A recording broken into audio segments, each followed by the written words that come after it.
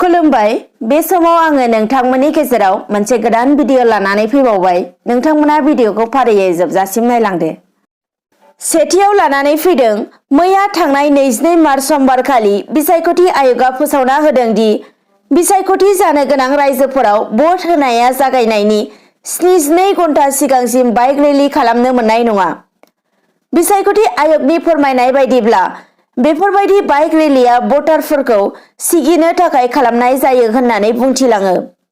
बिसायख'थि आय'गआ बुंबावो दि बिसायख'थि आय'गआ नोजोर होदों दि माखासे जायगायाव भट होनायनि सिगां एबा भट होनायनि सानखालि भटारफोरखौ सिगि होनायनि थाखाय बाइक बाहायनाय जायो होननानै। बेनिखायनो बे थांखिखौ लानाय जादों दि भट होनाया 72 घन्टा थानाय समाव रावबो बाइक रेलि खालामनो मोननाय नङा।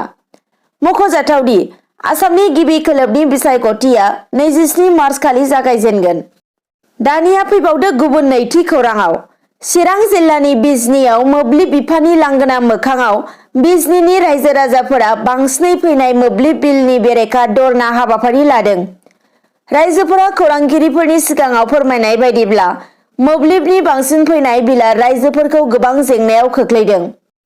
मिन्थिनो मोननाय बायदिब्ला मोब्लिब बिलआ दानसेयावनो 17,000, 15,000, 10,000 सिमहालागै फैयो, जायनि जाउनाव जायगानि रायजो राजाफोरा हालाय हाफाय जानानै राहा गोथे जाना मोब्लिब बिफाननि बेरेखा धरना होनो थाखाय ओंखारबोनो गोनां जादों।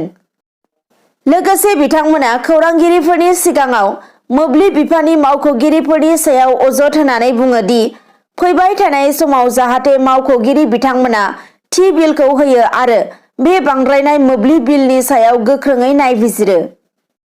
दानिया फैबावदो थामथियाव।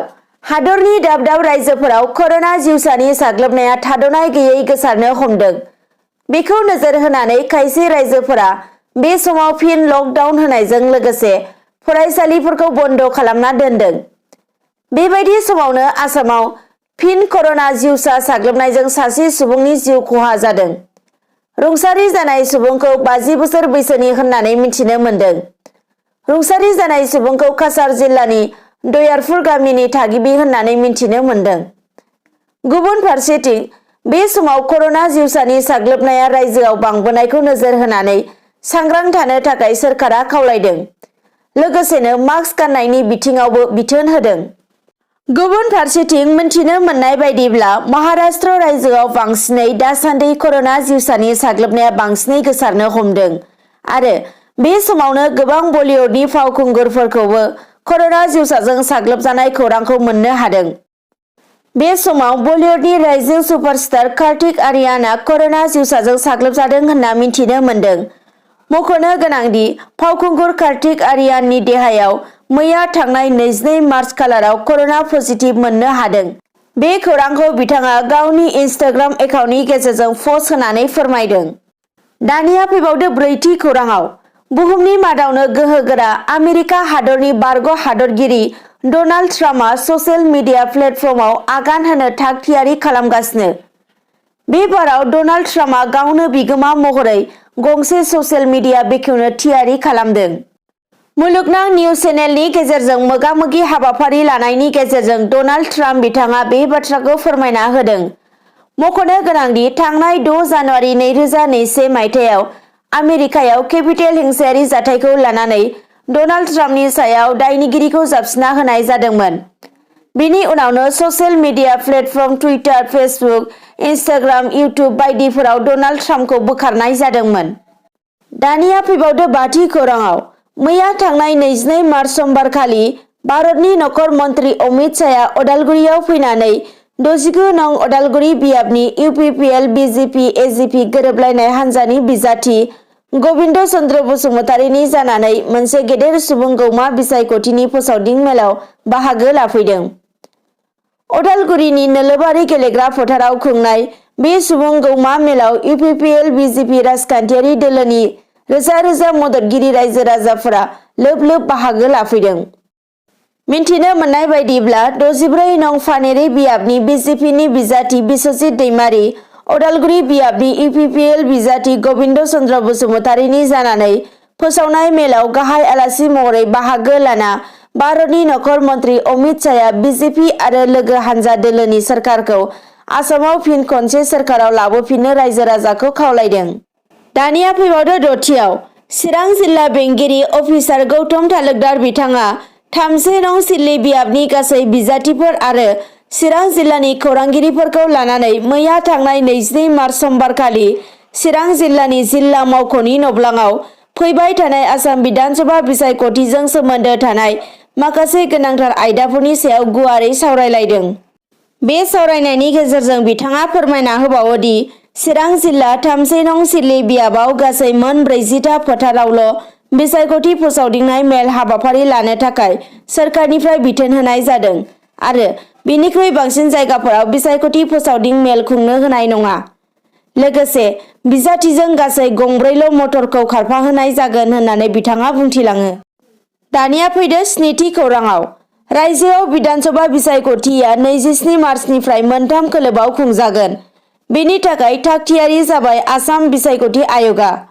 बिसायख'थिखौ गोजोनै खुंलांनांगौनि थाखाय रैखाथि राहाखौ गोख्रों खालामनो आसामनि बिसायख'थि आय'गा आसाम पुलिसनो बिबान होदों। मिन्थिनो मोननाय बायदिब्ला बिसायख'थिनि थाखाय बिबान मोननाय जनेल आरो सेक्टर थाखोनि थाखाय पुलिस अफिसारफोरखौ फोरोंथाय होनाय जादों। मोनथाम खोलोबाव खुंजानो गोनां बिसायख'थिनि थाखाय सा 2,41,269 रैखाथि हानजा थि खालामदों।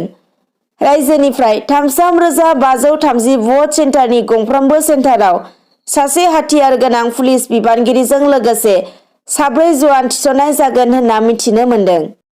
दानिया फैबावदो दाइनथियाव। बिटिआरनि हाग्रा बिफाननि मावफुंगिरि सोद्रोमा रनजित बसुमतारियाबो बिधानसभा बिसायख'थिनि थाखाय फोसावदिंनाय हाबाफारियाव बाहागो लादों। थांनाय समबारखालि इउपिपिएल दोलोनि मोनसे हाबनाय हाबाफारियाव बाहागो लानानै बिथाङा बुङो दि इउपिपिएल दोलोआ सोरखाराव फैनायनि 17 साननि गेजेरावनो सा 900 सुबुंफोरनो साख्रि होनो हादों।